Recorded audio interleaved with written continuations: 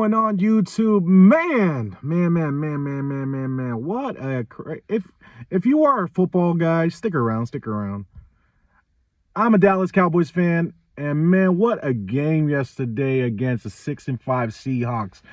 After coming from a game they just got embarrassed in front of millions and millions of people against the 49ers. Man, I tell you what, me and my buddy Dingleberry, we sat there and we talked about it. The spread being at 8.5, 9.5, whatever it was. We kind of looked at each other saying, "This is something wrong with this. That's a lot of points." And I had a gut feeling from the get-go that this game was going to be close. That Seattle was going to tighten up with the linemen. Defense is going to come out play a little bit more because that game was just ferocious. 9 sacks for the 49ers, somewhere around that, without any blitz. Geno Smith looked lost back there. DK looked like he was afraid to catch the ball. And man, they were feeling it. They were getting ready at practice. I for sure know if I'm going to play the next game, I'm going to give everything I got because I'm not going to let this happen as far as in lineman, whatever it is, to my quarterback again. And they got it right. They came to play at Dallas in Arlington. It's funny because a lot of people say that if Cowboys win, they're barely a 500 and they were on a 3-game losing streak. But if Seattle wins, they beat Dallas. Oh, maybe Dallas is as good as they are. Everybody's talking. They're getting hyped up. But dude, like for a Thursday night game, that was probably one of the better Thursday night games of this year besides all the penalties that came. They had like 250 plus penalties. They're literally 100 penalty yards of penalties shy from holding the record of the most penalty games like in the 1990 era. So I forget what game it was. I heard him talk about it and I just kind of like, whoa, like that kind of like my eyes got lit. And all I gotta say this is, as a Dallas fan, I love to see Dak Prescott playing, I wouldn't say MVP status because he still has a lot to prove as far as in getting past the second round and, maybe going to the NFC Championship and taking that. But right now he's playing at elite level with minor like 0 interception. He's probably got like 1 or 2 interceptions out of 20 touchdowns in the last since the bye week.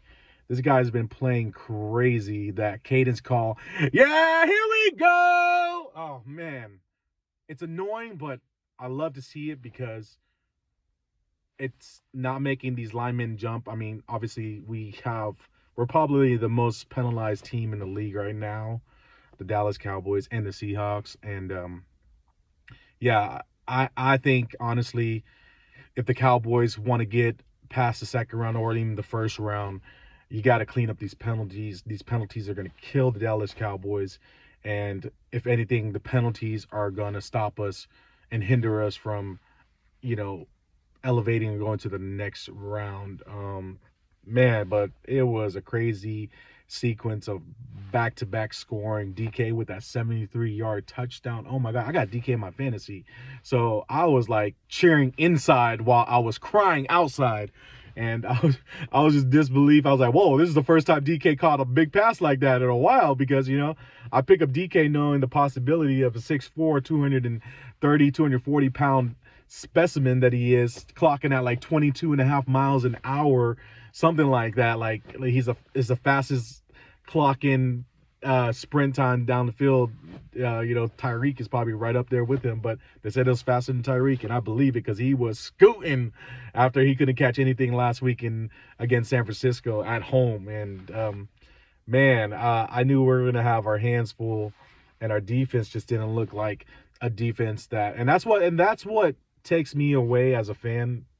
Somebody that's in gone ups and down, being a Dallas Cowboys fan. Like, our defense has holes and people don't want to believe it because we score touchdowns. Like, yeah, we lead the league in touchdown score because playing the 49ers when we first played them, like week 3 or 4, whatever it was,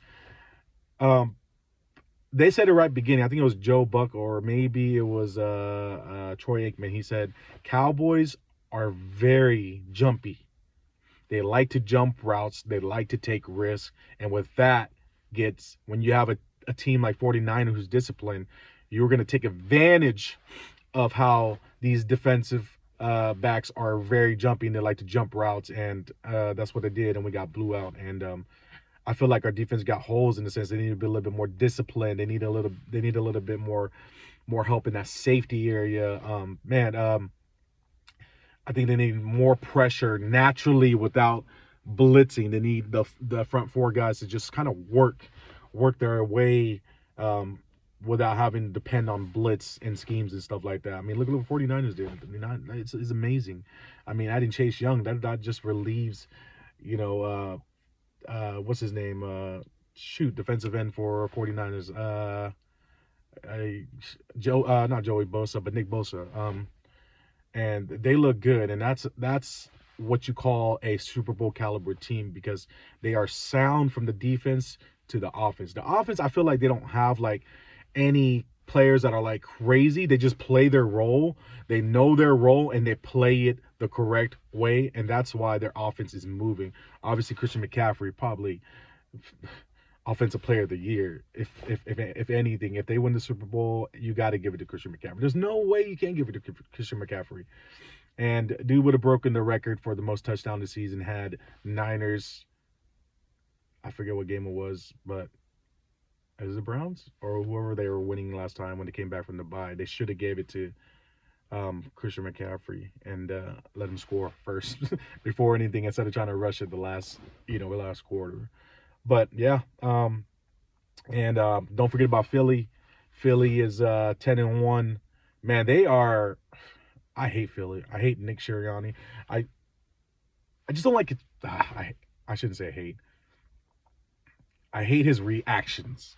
His reaction kills me. It bugs the crap out of me, man. And when we lost in Philadelphia at a close game, the Eagles didn't beat the Cowboys that game. The Cowboys beat the Cowboys, and that's 100% fact. Go look at all the plays.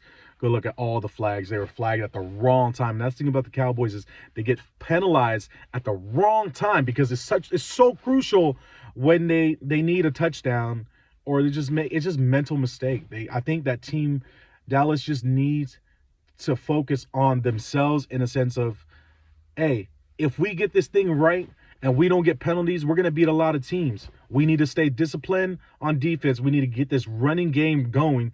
Tony Pollard, I love Tony Pollard, but Tony Pollard is more of a finesse runner. He's not meant to hit the A and B gaps. Maybe once in a while he'll get an explosive A and B gaps, but he's like an Alvin Kamara in a sense of you need to use him in the passing play more option. If you're going to send Rico Dowdle, you send Rico Dowdle to the A and B gap because the way Rico Dowdle runs is just more like Marshawn Lynch, more of a beast mode run.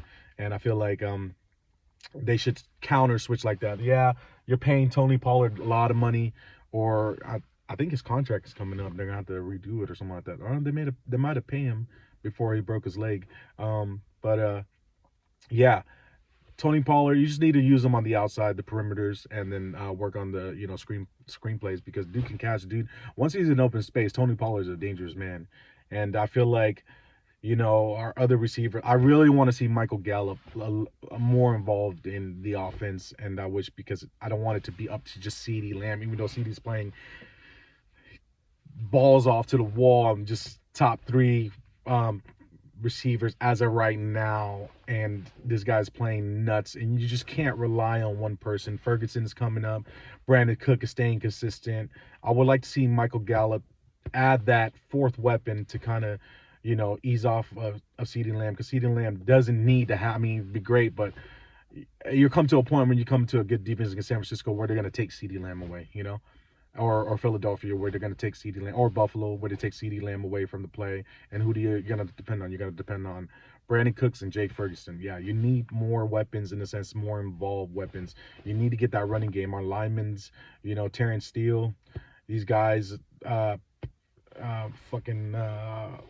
right guard, forget his name, but he needs to. They need to work on their interior blocking and get that going and get the run game going, because you cannot rely on Dak to throw 300, 400, 500 yards a game with 3 touchdowns. Like, it becomes, you know, it becomes when you get a game plan, like when you get coaches like Shanahan and stuff like that, they start picking apart an offense like that by, you know, playing zones and stuff like that. And I mean, credit to Dak and Mike McCarthy for, you know, making it look easy, but when it comes to the playoffs, it's a whole different breed to a regular season, and everybody tightens up just the little things that makes their team a lot better. And if the Cowboys wants a chance to advancing the next round to the next round to the next round, they're gonna have to start looking at that, especially penalties. They need to be sound and disciplined. I mean, who am I to say it? I mean, I'm just an observer. I watch things. You know, it's easier said than done, right? But if those guys can focus on that, like, man, this whole thing about Shaq Leonard, it's tough. It's tough because, you know, there's a reason why Indiana Colts, you know, let go of Shaq Leonard, because his game has gone down after those injuries, his back injuries, and they felt like, man, you know, like, we don't need him right now. You know, we're winning without him. I mean, they're not, I don't know if they're a 500 team. I'm not sure. But we're playing good without him on defense, and I just felt like they need to let him go. And, you know, it's kind of hard to, you know, take your chances on a dude with a back issue, let alone, you know, like, broken back, like, and you just don't know if he's gonna play the same. And it is, you know, and it sucks. And shout out to Shaq Leonard. You know, like, I hope you make a deal here with any team, you know, whether it's Dallas, Philly, Seahawks, or whatever it is. You know, like, I'm sure you're gonna be great on the team. And yeah, I think Dallas needs some more linebacker help, and maybe I like Tank Lawrence. He's been steady, progressive, you know, but his time is coming. In a sense, he's been here in the league in a while. We just need some guys that can come, interchangeable guys that can, you know, sub for each other and just be, you know, bop bop bop bop, just impact on impact, you know. And with that said, yeah, we'll see you next week against the Philadelphia Eagles, and I'm going to call it now. You hear it on this video. I feel like Philadelphia Eagles, Cowboys at Dallas. Cowboys might have the edge. But if it comes up to penalties, Eagles going to win. But if it's less penalties from the Cowboys going to win. Because that first game in Philadelphia, Dallas gave that one away. That one got out of their hands, and that was mental errors and flags and penalties at the wrong time. So yeah, thank you for listening to my rant. Good luck to you guys' football team. And for more Dallas content, let me know in the comment section and see if I could do like a little podcast or something like that. All right, peace.